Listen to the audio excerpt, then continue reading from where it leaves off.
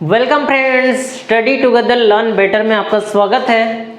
जैसे कि एमसीक्यू वाला सेशन कंप्लीट नहीं हुआ था हमारा, कुछ जो चीज़ें मैं आपको बोला था 4 चॉइस वाला क्वेश्चन जो है कुछ डिस्कस किए थे, लेकिन एजर्सन एंड रीजन वाला ठीक है कुछ क्वेश्चंस मैं कलेक्ट किया हूँ आपके लिए, ठीक है, उसको डिस्कस यहाँ पे करेंगे आज के लेक्चर्स में। ठीक है, तो आते हैं और इसमें टॉपिक क्या रहेगा, जैसे कि आपको हेडिंग भी दिख रहा है, ठीक है, क्या होगा, न्यूट्रिशन का टॉपिक होगा। ठीक है, और आपको chemistry, acid, base and salt जो चैप्टर है उसका 2 वीडियो ऑलरेडी अपलोडेड है चैनल में, एमसीक्यू वाला, एक एजर्सन एंड रीजन वाला, डिस्क्रिप्शन में लिंक है, जाके आप देख सकते हो। ठीक है, और न्यूट्रिशन वाला जो है उसका भी एक एमसीक्यू वीडियो अपलोड है और ये एजर्सन रीजन वाला है। ठीक है, तो देखिए फर्स्ट क्वेश्चन आपके स्लाइड में क्या दिया है, एजर्सन में क्या दिया है, ध्यान देना कि leaves are major photosynthetic organ of plant. बोल रहे हैं लीव्स जो है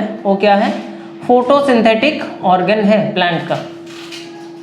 और रीजन में ये बोल रहे हैं दे कंटेन क्लोरोफिल, रीजन ये बोल रहे हैं दे कंटेन क्लोरोफिल नहीं sorry chloroplast, they contain chloroplast. ठीक है, तो हमें पता है जो फोटोसिंथेसिस का प्रोसेस होता है, फोटोसिंथेसिस का जो प्रोसेस होता है वो किस में होता है, ग्रीन प्लांट्स में होता है, ये तो पता है। ठीक है, और ये होता किस लिए है, ठीक है, ग्लूकोज या तो कार्बोहाइड्रेट जो है प्लांट अपना खाना बनाने का जो प्रोसेस है उसको ही बोलते हैं क्या, फोटोसिंथेसिस। और उसमें फोटोसिंथेसिस होता कहाँ पे, मेन ऑर्गन कौन सा है, लिप्स से। हमें पता है कि ग्रीन प्लांट्स का कौन सा पार्ट है जिसमें फोटोसिंथेसिस होता है, तो लिप्स से। ठीक है, तो ये तो पहला तो सही है, एजर्सन सही बोल रहा है कि leaves are the photosynthetic organ of the plant. फिर रीजन क्या बोल रहा है, रीजन ये है दे कंटेन क्लोरोप्लास्ट। ठीक है, ये जो है लीव्स जो है इसमें क्लोरोप्लास्ट है क्या, ठीक है, तो पता है हमें लीव्स में क्लोरोप्लास्ट ऑब्वियसली है। ठीक है, और इसके रिगार्डिंग कुछ इंफॉर्मेशन मैं आपको दूं, मान लो कि ये लीव्स है, ठीक, और यहाँ पे लिप्स में क्या होता है, सेल होंगे। ठीक है, जैसे हर एक चीज में सेल होता है तो लिप्स में भी क्या होंगे, सेल होंगे। तो सेल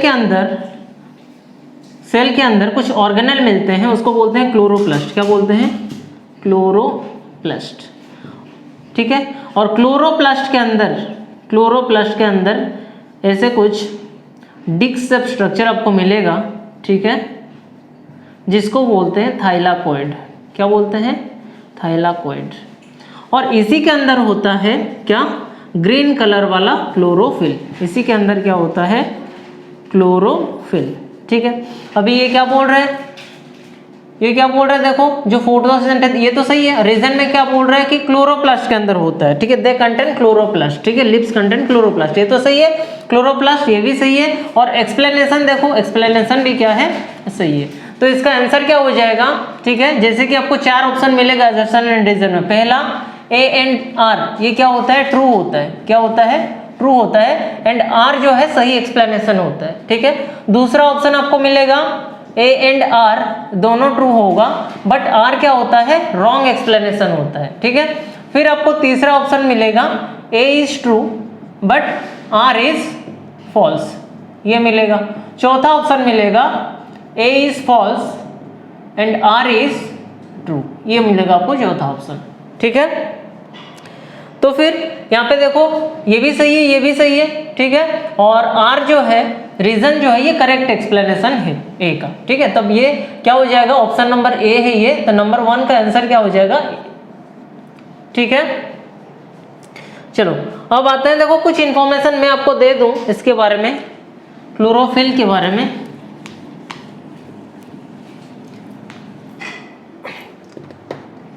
अगर कोई पूछे क्लोरोफिल कहाँ पे है तो आप बोलोगे क्या, प्लांट में।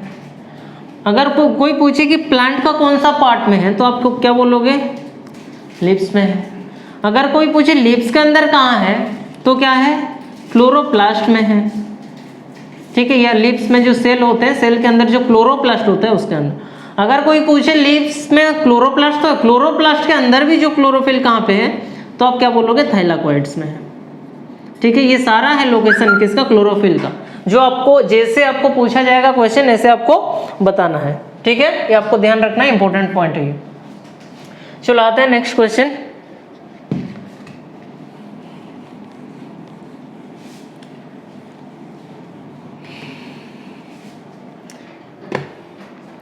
फिर ये देखो next question, amoeba follows holozoic mode of nutrition, ठीक है, एग्जाम्पल में दिया है एमोइबा जो है उसका जो न्यूट्रिशन प्रोसेस है वो क्या है, होलोजोइक है, ठीक है। और रीजन बोल रहे हैं it is unicellular and omnivore, it is unicellular and omnivore, ठीक है। तो देखो पहले क्या एमोइबा होलोजोइक न्यूट्रिशन शो करता है ये हमें जानना है, ठीक है। पहले बताओ होलोजोइक न्यूट्रिशन होता क्या है, ऐसे ऑर्गेनिज्म जो सॉलिड प्लस लिक्विड वाला फूड जो लेते हैं इनटेक करते हैं और उनका डाइजेशन का प्रोसेस क्या होता है, काफ़ी कम्प्लेक्स होता है, ठीक है। नॉर्मल सा एग्जांपल दूं तो ह्यूमन बीइंग में जो प्रोसेस होता है होलोजोइक प्रोसेस का न्यूट्रिशन होता है, तो एमोइबा भी उस टाइप का न्यूट्रिशन करता है, ठीक है। तो ये तो सही है। रीजन इट इज यूनिसेलुलर, देखो इट इज, क्या एमोइबा यूनिसेलुलर ऑर्गेनिज्म है, तो सही है। क्या एमोइबा ओमनीवोरस है क्या, ठीक है। ओमनीवोर मतलब क्या आपको पता है, कार्निवोर होता है एक, कार्निवोर मतलब क्या, जो सिर्फ फ्लेश खाने वाले मतलब मांस खाने वाले जो भी ऑर्गेनिज्म होते हैं। और एक क्या होता है हार्बीवोर मतलब क्या, जो सिर्फ प्लांट प्रोडक्ट को ईट करते हैं, प्लांट प्रोडक्ट को खाते हैं। और एक है क्या ओमनीवोर मतलब क्या, दोनों को जो खाते हैं, plant product plus animal product, ठीक है, तो उसको बोलेंगे ओमनीवोर। तो यहाँ पे बोल रहे हैं क्या एमोइबा यूनिसेलुलर तो है, सही है। ओमनीवोर है क्या, ये भी सही है, ठीक है। रीजन में जो लिखा हुआ है ना ओमनीवोर है एमोइबा, ये भी सही है, क्योंकि देखो एमोइबा क्या खा सकता है, कुछ बैक्टीरिया को भी खाता है, एल्गी को भी खाता है, ठीक है। और कुछ क्या होता है प्रोटोजोआ, जो माइन्यूट मतलब छोटे जो प्रोटोजोआ होते हैं उनको भी खाता है। फाइटोप्लैंक्टन, जू प्लैंक्टन की भी, ये भी एक एनिमल है, ठीक है, जू प्लैंक्टन एक एनिमल है, उसको भी खाता है, ठीक है। तो ये क्या है, देखो ओमनीवोर ये भी सही है, मतलब एजर्शन भी सही है, रीजन भी सही है। देन चेक करना है ये इसका करेक्ट एक्सप्लेनेशन है क्या, दोनों तो सही है। एमोइबा होलोजोइक न्यूट्रिशन शो करता है, लेकिन ये इसका करेक्ट एक्सप्लेनेशन नहीं है। इट इज यूनिसेलुलर सही है, ओमनीवोर भी सही है, लेकिन इसका एक्सप्लेनेशन शो नहीं कर रहा है, ठीक है। मतलब ए एंड आर ट्रू है, but R is not the correct explanation of A. तो ट्रू का आंसर क्या हो जाएगा आपका बी। फिर आते हैं नेक्स्ट, देखो नेक्स्ट क्वेश्चन क्या है, walls of the intestine has numerous villi, assertion में बोला है जो वॉल्स है इंटेस्टाइन का उसमें विली पाए जाते हैं, ठीक है। फिर क्या है, this villi increase the surface area of digestion, reason में बोल रहे हैं ये क्या करता है, सरफेस एरिया बढ़ाता है, किसका, डाइजेशन का, ठीक है। तो देखिए पहले तो जानना है कि वल्स में जो विली होता है वो क्या होता है, उसका काम क्या होता है, ठीक है। थोड़ा सा एक्स्ट्रा इन्फॉर्मेशन, तो आपको पता है ये कुछ है, मान लो कि लार्ज इंटेस्टाइन, ठीक है, और यहाँ पे ऐसे ये मिलेगा आपको स्मॉल इंटेस्टाइन, ठीक है, ये स्मॉल इंटेस्टाइन मिलेगा आपको। तो ये जो स्मॉल इंटेस्टाइन होता है ना, इसका स्ट्रक्चर मान लो कुछ एक पार्ट में स्मॉल इंटेस्टाइन का ले लूँ, यहाँ पे इस टाइप का कुछ स्ट्रक्चर है मान लो स्मॉल इंटेस्टाइन का, तो अंदर की तरफ ऐसे कुछ स्ट्रक्चर आपको मिलेगा स्मॉल इंटेस्टाइन, ठीक है, फिंगर लाइक स्ट्रक्चर। इसी को क्या बोलते हैं, माइक्रोविली या तो विली बोलते हैं। और इसका काम क्या है, सरफेस एरिया इंक्रीज करना, ठीक है, सरफेस एरिया इंक्रीज करना, लेकिन एब्जॉर्प्शन के लिए, किसके लिए, एब्जॉर्प्शन के लिए, ना कि डाइजेशन के लिए, ठीक है। ये पॉइंट गलत है, सरफेस एरिया इंक्रीज करता है किसके लिए, एब्जॉर्प्शन के लिए। सीधा सीधा ये सोच सकते हो, मान लो कि कोई चीज़ ऐसे सीधा है, स्ट्रेट लाइन है, इसी को मैं, ठीक है, यहीं पे अगर बेंड करके लिया, ठीक है, मान लो कि कॉइल टाइप का कुछ, तो कौन सा बड़ा होगा, तो ऑब्वियसली ये बड़ा होगा, ये बड़ा होगा तो क्या होगा, इसका सरफेस एरिया बढ़ेगा। सरफेस एरिया जितना बढ़ेगा एब्जॉर्प्शन जो है ना, सरफेस एरिया बढ़ने से एब्जॉर्प्शन क्या होगा, बढ़ेगा, ठीक है, न्यूट्रिशन का जो एब्जॉर्प्शन है वो बढ़ेगा, लेकिन यहाँ पे डाइजेशन नहीं होगा, एब्जॉर्प्शन बढ़ेगा, एब्जॉर्प्शन के लिए सरफेस एरिया इंक्रीज होगा। तो ये पॉइंट जो है एजर्सन तो सही है, विली होते हैं कहाँ पे, स्मॉल इंटेस्टाइन में, ठीक है, और इंटेस्टाइन बोला है तो यहाँ पे सही है, लार्ज इंटेस्टाइन में भी होते हैं, ठीक है। और क्या बोल रहा है, this villi increase the surface area of digestion, digestion का सरफेस एरिया नहीं बढ़ाता है, एब्जॉर्प्शन का बढ़ाता है, मतलब ये गलत है, मतलब ए इज ट्रू, तो आएगा आपका ऑप्शन नंबर सी, ठीक है। फिर आते हैं next,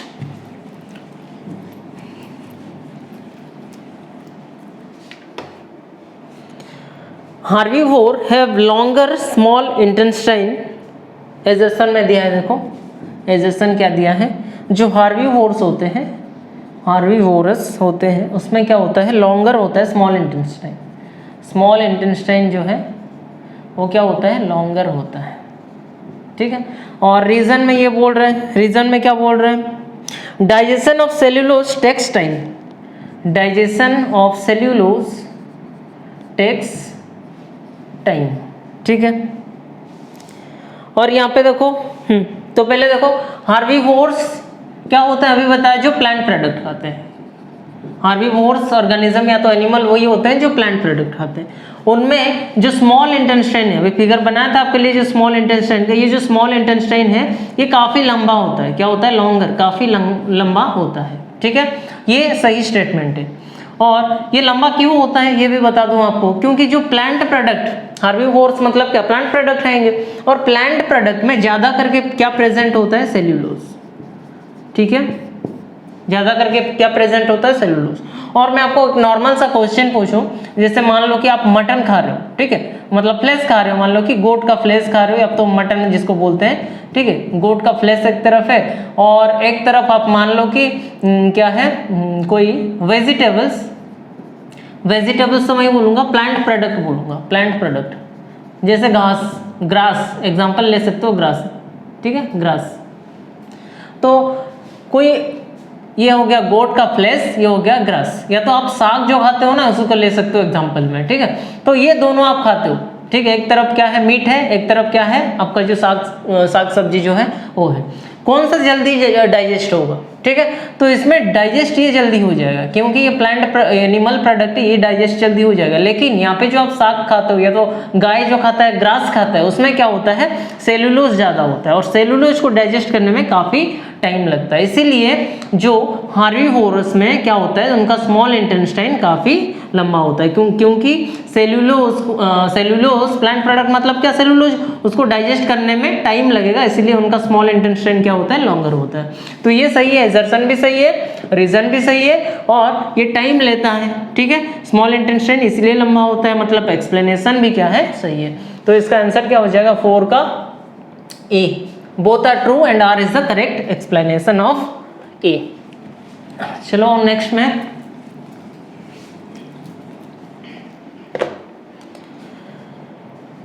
raw materials needed for photosynthesis, raw material needed for photosynthesis are carbon dioxide, water and minerals, carbon dioxide, water and minerals। और रीजन क्या बोल रहे हैं, nutrients provide energy to an organism, nutrient provide energy to an organism, ठीक है, ये simple सा point है। तो देखो फोटोसिंथेसिस के लिए क्या चाहिए, हमें पता है फोटोसिंथेसिस के लिए कार्बन डाइऑक्साइड चाहिए, वाटर चाहिए और मिनरल्स चाहिए, ठीक है, और सनलाइट चाहिए, तो ये तीनों तो चाहिए, तो ये तो सही स्टेटमेंट है, कुछ गलत तो है नहीं। और रीजन क्या है, रीजन में जो स्टेटमेंट दिया है, न्यूट्रिशन क्या करता है, न्यूट्रिशन जो हम खाते हैं, कार्बोहाइड्रेट, प्रोटीन, फैट, ये हमें क्या करता है, एनर्जी देता है, मतलब ये भी स्टेटमेंट सही है, दोनों स्टेटमेंट सही है। लेकिन ये क्या करेक्ट एक्सप्लेनेशन है, न्यूट्रिशन प्रोवाइड एनर्जी, ठीक है, न्यूट्रिशन जो है एनर्जी प्रोवाइड होता है, इसीलिए फोटोसिंथेसिस होता है, इसका कुछ मीनिंग नहीं बन रहा है, मतलब दोनों करेक्ट स्टेटमेंट है, लेकिन इसका कुछ एक्सप्लेनेशन नहीं है, ठीक है। अगर ऐसे मान लो कि कुछ स्टेटमेंट होता रीजन में, फोटोसिंथेसिस में क्या प्रोड्यूस होता है, ग्लूकोज या तो carbohydrate, due to produce carbohydrate, ऐसे कुछ स्टेटमेंट होता तो एक्सप्लेन हो सकता था, लेकिन न्यूट्रिशन प्रोवाइड एनर्जी ये तो सही स्टेटमेंट है, लेकिन इसका एक्सप्लेनेशन कुछ नहीं बन रहा है, ठीक है। तो ये क्या हो जाएगा आपका आंसर हो जाएगा बोथ ट्रू है लेकिन आर एक्सप्लेनेशन नहीं है, तो आंसर हो जाएगा बी। ठीक, चलो नेक्स्ट देखते हैं।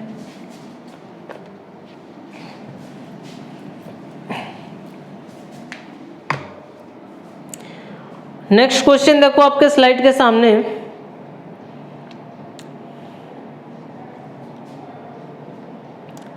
बाइल एजेशन में क्या दिया है, bile is essential for digestion of lipids. Bile जो है लिपिड्स को डाइजेशन करने के लिए, ठीक है, वो सही है बोल रहे हैं। और रीजन में दिया है बाइल जूस कंटेन एंजाइम। ठीक है, बाइल जूस क्या कंटेन करता है, एंजाइम कंटेन करता है। ठीक है, तो देखो पहले बाइल जूस कहाँ से मिलता है ये पता होना चाहिए। बाइल जूस कहाँ से होता है, लीवर से आता है। ठीक है, और बाइल जूस कहाँ पे सीक्रेट होता है, खाना जब स्मॉल इंटेस्टाइन में एंट्री आता है। ठीक है, स्टोमक से स्मॉल इंटेस्टाइन में जब खाना जाएगा तब उसके साथ साथ बाइल जूस भी जाएगा, सीक्रेट होगा, और उसके साथ साथ पैनक्रिएटिक जूस भी क्या होगा, सीक्रेट होगा। ठीक है, और ये जो बाइल जूस है उसका नेचर क्या है अगर पूछा जाए तो बताना इसका नेचर बेसिक है। जैसे HCl कहाँ प्रोड्यूस होता है, स्टोमक में सीक्रेट होता है, और ये एसिडिक नेचर होता है इसका, क्या होता है, एसिडिक। लेकिन बाइल का नेचर क्या होता है, बेसिक। ठीक है, और ये होता है। तो बाइल जूस क्या है, लिपिड्स मतलब जो फैट होते हैं उसको डाइजेस्ट करने में काम आता है। मतलब ये जो स्टेटमेंट है सही है। और रीजन में बोल रहा है बाइल जूस कंटेन एंजाइम, ये गलत है। ठीक है, बाइल जूस जो है कंटेन नो एंजाइम, इसमें कोई एंजाइम नहीं है। ठीक है, बाइल जूस में कोई एंजाइम नहीं होता, मतलब ये गलत वाला स्टेटमेंट दिया हुआ है। तो इसमें कौन सा हो जाएगा answer, A B C D. A is true. ठीक है, तो ये हो जाएगा आपका A is true, R is false, तो आंसर हो जाएगा सी। नेक्स्ट देखते हैं।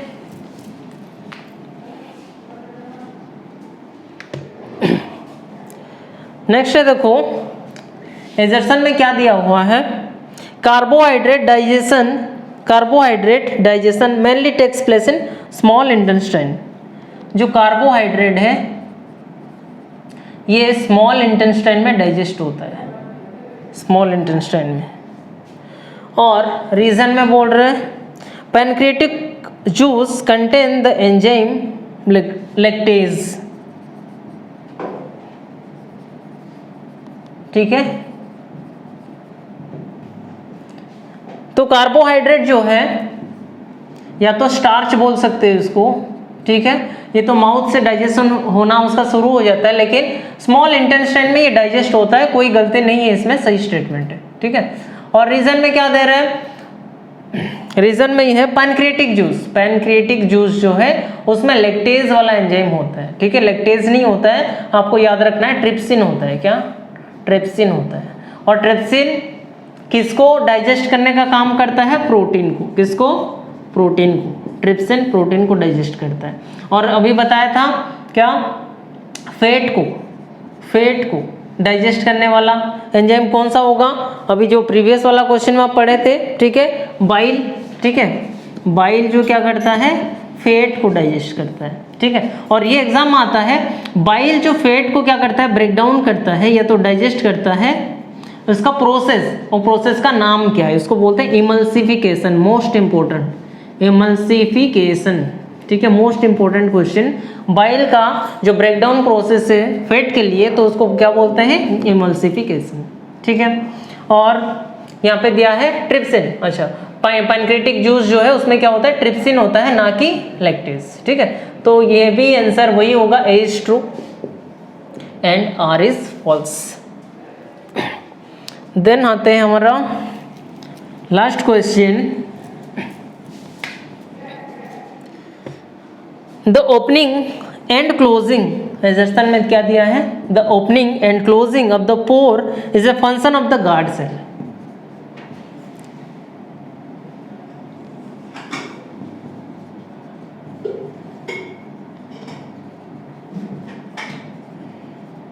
ठीक है, और रीजन में ये दिया है, stomatal pores are the site of exchange of gas by diffusion.